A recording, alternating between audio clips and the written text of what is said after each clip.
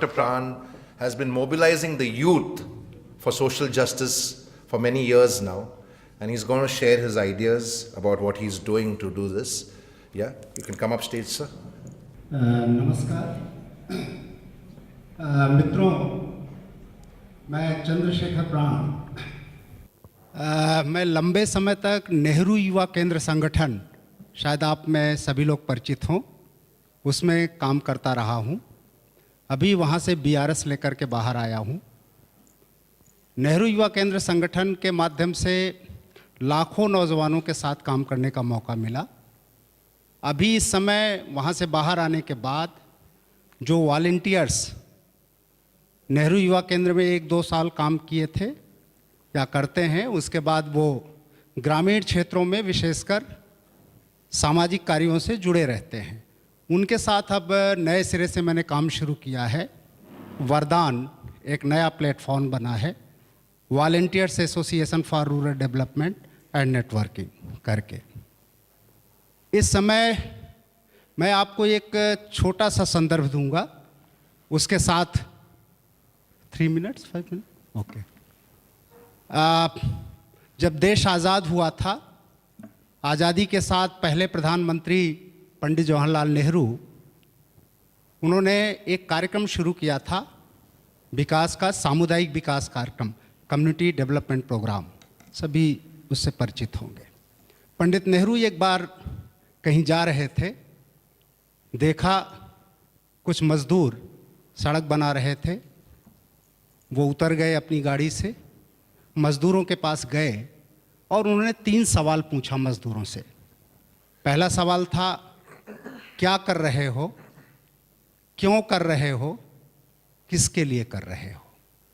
मजदूरों ने जो उत्तर दिया, वहाँ के मजदूरों ने कहा, सड़क बना रहा हूँ, पैसा मिलेगा, आज मजदूरी मिलेगी इसलिए सड़क बना रहा हूँ, और उस ठेकेदार का नाम लिया जिसने उनको लगाया था, उसके लिए काम कर रहा हूँ। पंडित नेहरू लौटे, अपनी गाड़ी पर बैठे, मेनन जी साथ थे। नेहरू चिंतित थे। मेनन ने पूछा, पंडित जी क्या हुआ? उन्होंने कहा कि ये मजदूर अगर ये कहता या ये समझ पाता कि वो सड़क नहीं बल्कि विकास का रथ जिस रास्ते से गुजरेगा इस देश का, भारत के नए निर्माण का, वो उस रथ का मार्ग प्रशस्त कर रहा है, मार्ग बना रहा है, अगर ये समझ पाता, ये कहता, वो उस ठेकेदार के लिए नहीं या उस दिन भर की मजदूरी के लिए नहीं, बल्कि इस देश के लिए काम कर रहा है, इस देश के लिए वो सड़क बना रहा है। अगर ये समझ पाता तब शायद एक अलग चित्र होता। मित्रों, नेहरू की ये चिंता इतने वर्षों बाद कितनी खत्म हुई है या और बढ़ी है या गहरी हुई है, ये सोचने का विषय है। एक दूसरा संदर्भ, कहीं एक जगह सेमिनार चल रहा था, कहते IIM अहमदाबाद का ही रेफरेंस है। वहाँ एक जापानी विद्वान था, उसमें से किसी ने एक सवाल पूछा। 1 मिनट। सवाल ये था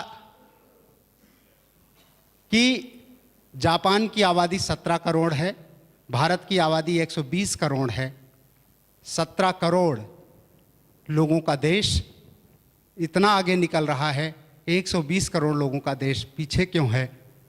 उसने उत्तर दिया था एक लाइन में, जापान में 17 करोड़ नागरिक रहते हैं, भारत में 120 करोड़ लोग रहते हैं।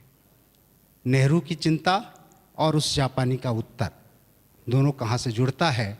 और इस समय वरदान के प्लेटफॉर्म पर हम लोगों ने पहली बहुत बड़ी कोशिश, एक छोटी कोशिश शुरू की है पूरे देश में, और ये यही है कि नागरिकता के सवाल को लेकर सिटीजनशिप प्रोग्राम को शुरू किया है कि हम लोगों के बीच जाकर विशेषकर नई पीढ़ी को भारत के संविधान के बारे में, नागरिकता के बारे में, मौलिक कर्तव्यों के बारे में, और संविधान जिन मुद्दों को लेकर बना था, देश की राष्ट्रीय एकता और अखंडता के लिए और व्यक्ति की गरिमा के लिए, कैसे दोनों को प्रतिष्ठित किया जा सकता है, कैसे एक नए भारत के निर्माण के लिए काम किया जा सकता है, इस दिशा में काम कर रहे हैं। धन्यवाद।